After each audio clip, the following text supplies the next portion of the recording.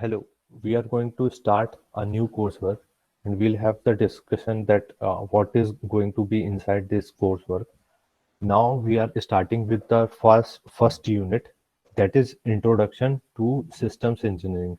Myself, Dr. Animesh Chaturvedi, and I am Assistant Professor at LNM IIT Jaipur. I did my postdoctorate from King's College London and Alan Turing Institute. I did PhD from IIT Indore.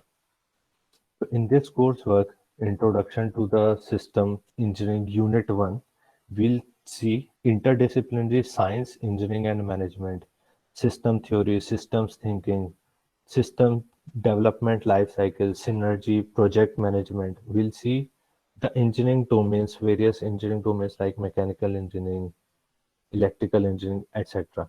Then we'll see communities working for the systems engineering. We are first starting with definitions and basics of systems engineering.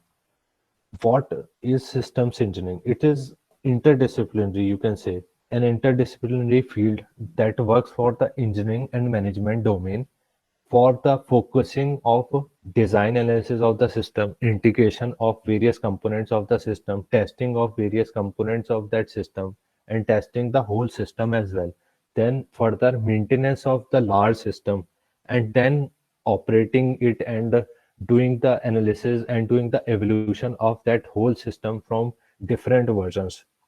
Then the systems engineering usually use fundamental principles of systems thinking and system life cycle.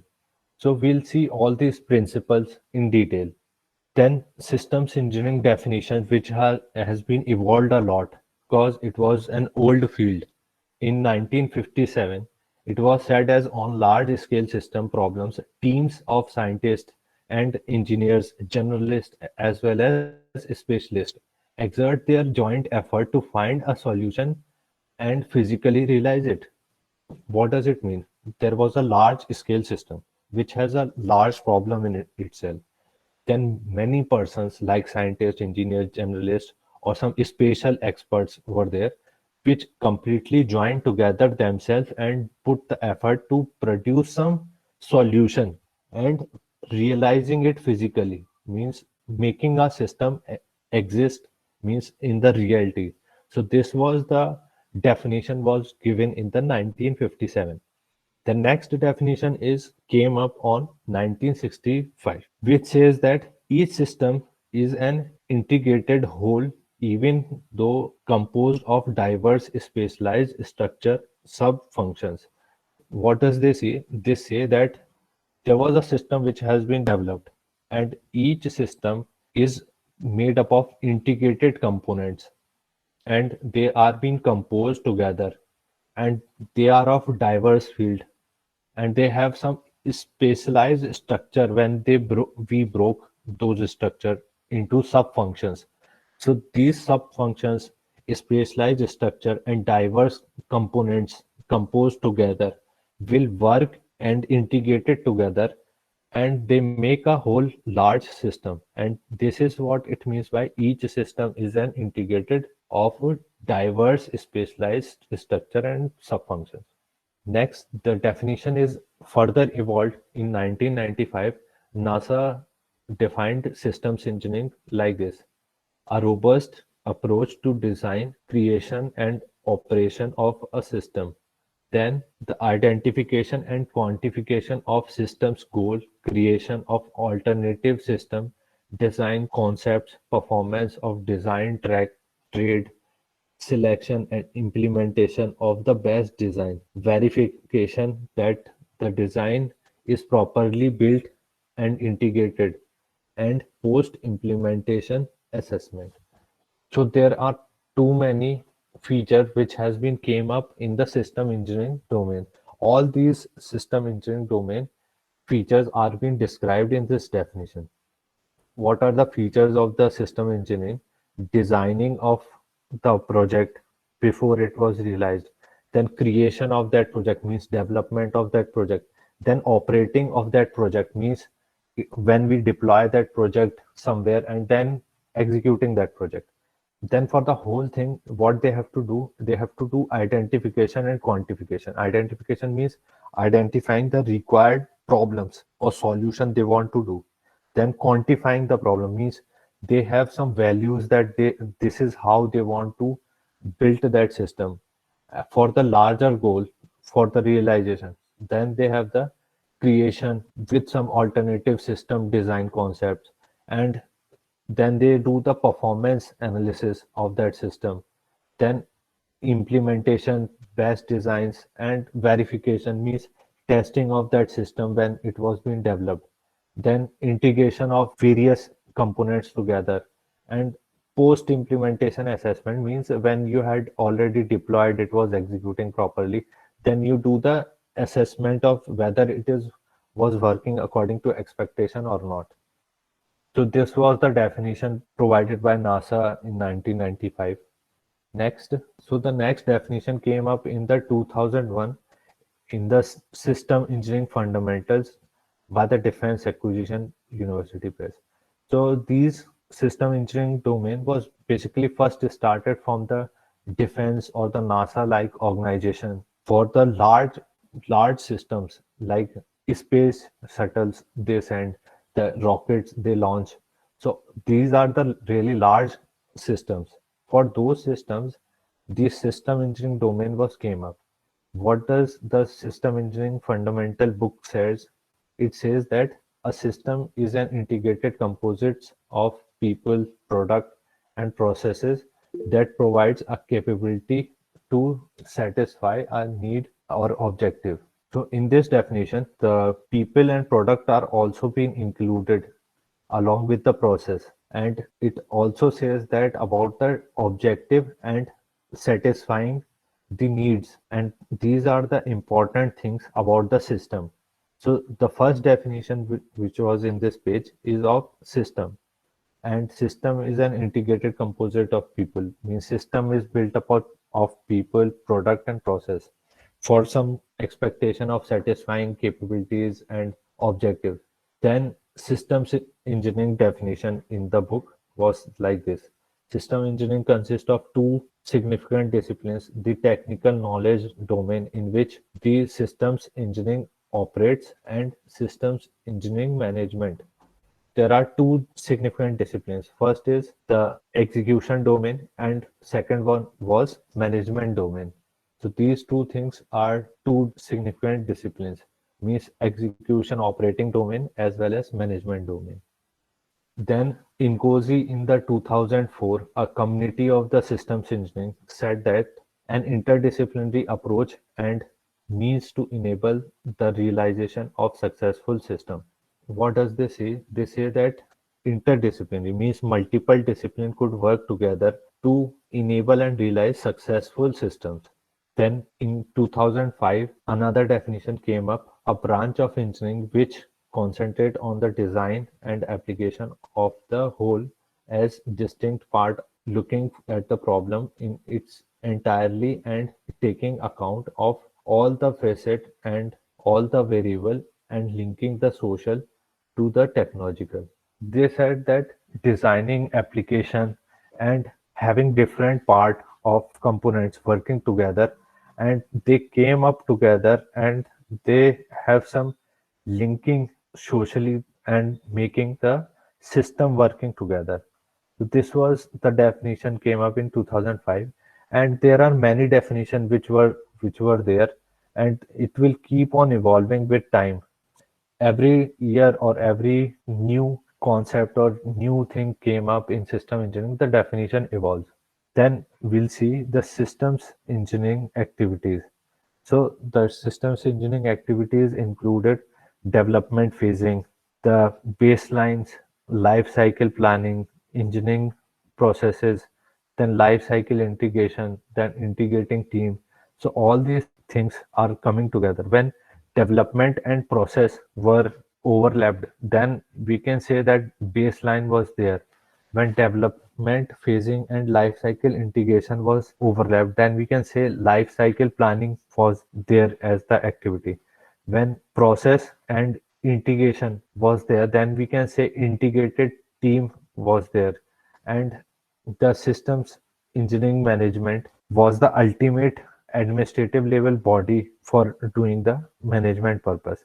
and life cycle planning was one of the phase, and integrating management was one of the phase, baseline management was the phase. So these are the different phases or activities available in the system engineering domain.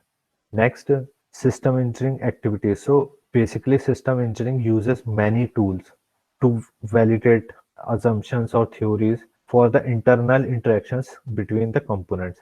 So there are many tools available for the validation and helpful for the validation and verification of the various theories for the system designing, system implementation part, and how the components of the system or the entities of the system are working together with each other for making the whole system efficient for working.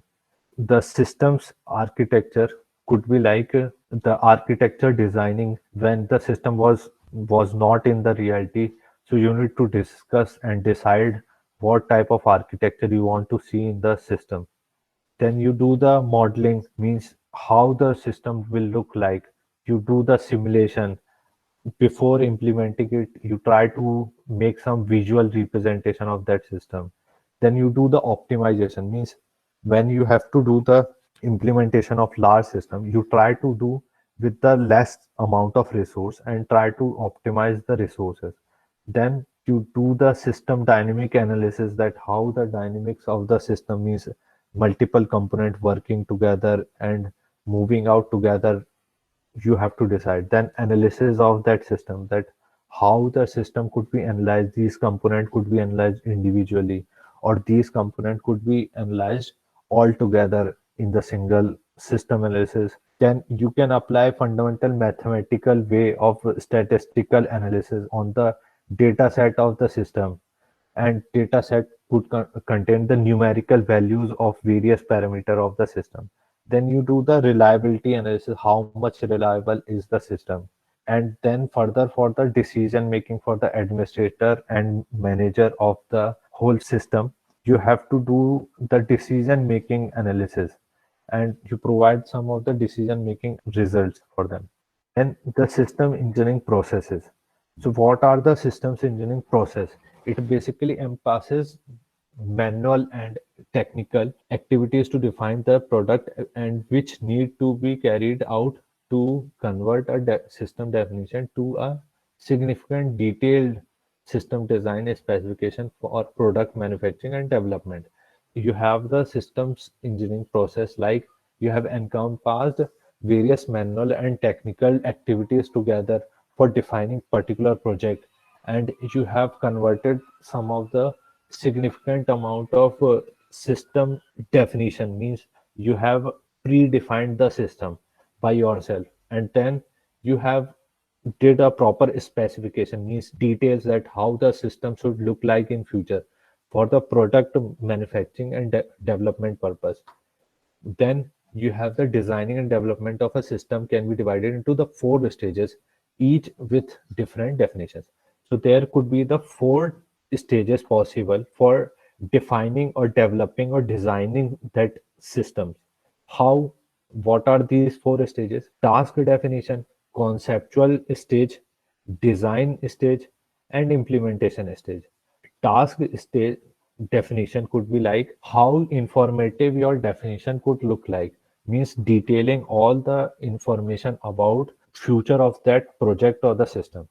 Then conceptual state, how the cardinality, means number, figure, and detailing values of that system could look like in the future. And what are the stages, means version 1, how it should look like, how the version 2, and how the future version should look like. Then designing formative definition, means visual representation, artificial visual representation in for the future system, means you haven't designed till now, but you are trying to draw some image of that or visual representation of that system. Then the final implementation stage, when you have the manufacturing of that definition, how you do the implementation of that system. Next, the system engineering process. So first you have to do the requirement analysis for that project. Then you have to do the loop. In the loop, you have to do the functional analysis of that project, and you have to keep on doing the in loop designing of that project, and design synthesis and verification of the whole thing. And then at the end, you have to do the system analysis and the control balance analysis. Then you can do the process output, means you have generated the product. And this was the whole process of that system, means requirement analysis, then functional analysis, then designing and synthesis of that whole system. Then you do the verification testing of that product available, and you keep on doing the system analysis whether it is working properly or not. Control analysis you keep on doing, trying to keep on checking whether the system was working properly according to the requirements or not. If it is not working properly according to the requirement, it again go for the analysis of requirement, and then it again go for the functional analysis, how the functionality of the product should work. And then again you do the designing and implementation of that product. If it is verified properly according to the requirement, and the system analysis says and the control says that it is fine, then you can move out that product. Otherwise, you have to keep on looping on the whole stages between the requirement analysis, functional analysis, and design synthesis development phase, then verification, that is testing phase. We'll see all these things in detail in this course. Next, so what are the systems engineering examples? So the system engineering examples are like a system engineering is a domain or a field of study that actually helps many complex project analysis. For example, spacecraft designing, computer chip designing analysis, robotic analysis you can do, software integration you can do analysis with the help of systems engineering domain. Then bridge building design analysis you can do. So the modeling and simulation are the tools for doing the systems engineering. We had discussed requirement analysis, scheduling of the project, means these are the timelines. The scheduling is one of the most important things. Then managing the complexity. You try to make the project or the system as less complex as possible so that it could be user friendly, and you try to avoid unnecessary complexity in the project. So these five things are important in terms of system development and the system project analysis thing. What are the fields it could be helpful? Spacecraft, computer, robotics, software, bridges, means civil engineering. And what are the components or the tools that you can use? Modeling, simulation, requirement analysis, scheduling, and complexity analysis. So these are the components that you can, or the, you can say, tools you can use for managing large scale project and the systems. Next, the example of system engineering are like operating system that you are using currently. So how it manages, operating system manages hardware of the computer. It actually uses kernel. So kernel actually manages the connection between the application of software with the hardware of the machine. Operating system deals with hardware and application, and operating system lies in between the hardware and the application. And then we are the users, so we uses the application.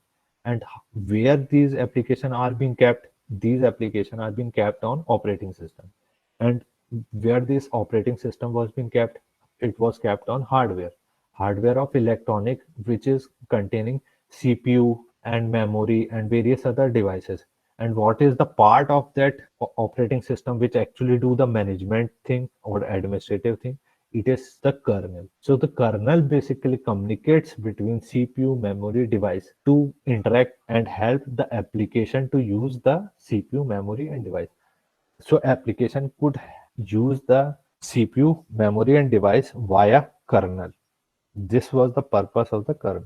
Next, automobile system. So the automobile system has been moved from one engineer to the thousands of engineers working together to build a modern automobile. What does this mean? So the old automobile in 1880s, you can say 18th century, you can say. So at that time, automobile could be made by a single engineer. So it's possible for him to make a automobile because it has very small features and it has very basic necessities of tire and some small engine. So one engineer was enough. But nowadays there are many features and many parts and many complexity was there, and in the automobile which are required to be managed by the thousands of engineers working together for upgrading and in doing the innovation in the each domain and each part of that automobile. So what are the features we can see in the present automobile? Braking system, steering system, tire system, sensors available on the machines of the various cars or automobiles. You have suspension, safety features, display, transmissions, power analysis systems, electrical systems, actuators were there for analysis. Then light systems was there for doing the building the and analyzing the large automobile. Nowadays, we are going to even forward and newer generation of the automobile. What is that? Autonomous automobile system. What does it mean by autonomous automobile systems? These systems are the cars which are being communicating with each other for moving forward towards the road. And these are being operating automatically because they are maintaining distance from each other by knowing their exact coordinate running on the road. If these automobiles could able to communicate with each other, means car 1 can communicate with car 2, car 3 can communicate with car 4 can communicate with car 5. So all these car, if they can communicate with each other, so how they can manage to drive on the car? Yes, so it's possible for these car automatically move forward in a road with proper safety measures if they could able to communicate with each other properly. What does it mean by communication? Communication means ubiquitous computing.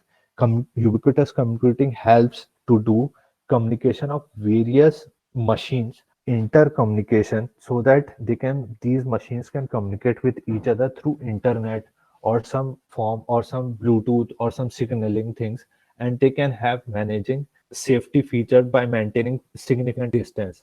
If some other car came in near to the other car, then braking system will start working and they start operating accordingly. So this is how the autonomous automobile system could work. So this is how it is looking, that the car in the middle, it is actually measuring the distance with the other cars so that the car could automatically move forward and maintain distance with the other cars. One of the most complex system could be used for the system engineering is International Space Station. How the International Space Station could operate on work. So this is an example image of the International Space Station. The satellite goes and dock on the this space station. And when they dock, they use the docker. Means there is a small point where a satellite which goes from the and rocket from which goes from the Earth, they actually connect with this space station, and they can operate and work on this space station. And this is the components of ISS. So this is space station. So you can see there is a docking compartment and various modules were there and various parts of the large space station you can see, and these are the provided by the NASA for these type of complex systems where there are hundreds of components working together. You have to do the analysis. So these are the level of the system engineering domain that we are discussing about. So this is what we want to discuss, and thanks all of you for today's class. Bye. See you in the next class.